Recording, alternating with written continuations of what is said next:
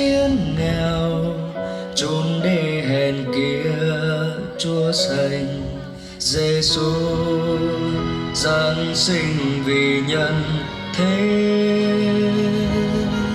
Tình Ngài tuyệt vời nhân gian nào biết, thập giá đang chờ Ngài phó thân mình chịu chết nơi này. Lý do Ngài đến đây vì con gánh thay mọi tội lỗi. Ngài chịu thập hình cho anh và tôi. Ngài đến trắng mang theo cao sang tại nơi chốn quê nghèo nàn. Chuông chiên hai nhi thánh nữ xuống đây bình an cho muôn dân. Trần thế hãy mau cùng thờ tán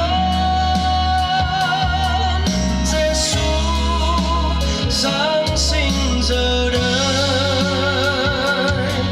hầu cho hết ai tin nhận Chúa này. Ngài ban cho bình an.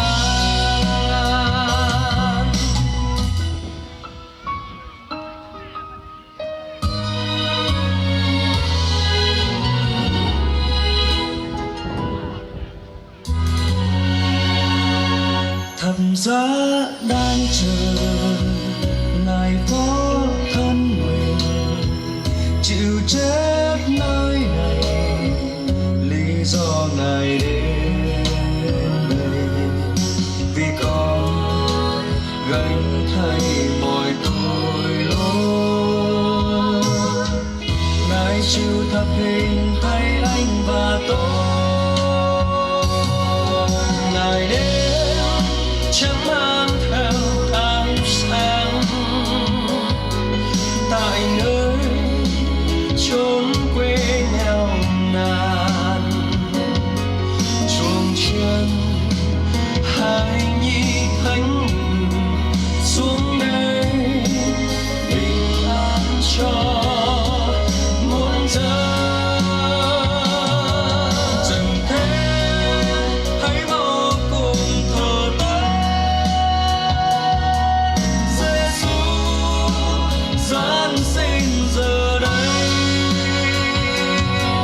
hầu cho hết ai tin nhận Chúa này. Ngài ban cho bình an. Ngài đến chẳng mang theo cao sang tại nơi chốn quê nghèo nàn. Chuông chiên hai nhi thánh nữ xuống đây bình an cho muôn dân. Trần thế hãy mau cùng thờ tán